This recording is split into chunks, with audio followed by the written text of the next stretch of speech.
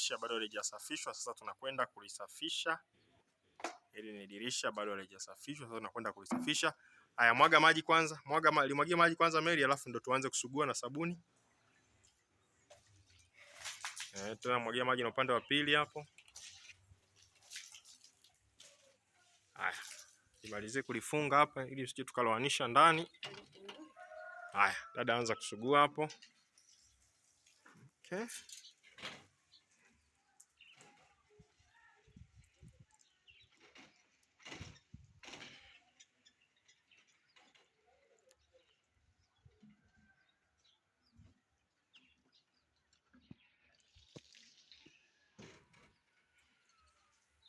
Yes.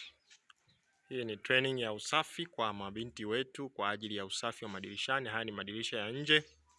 Kama mnavyoona, dirisha linasafishwa hapo. Tumemaliza usafi wa ndani.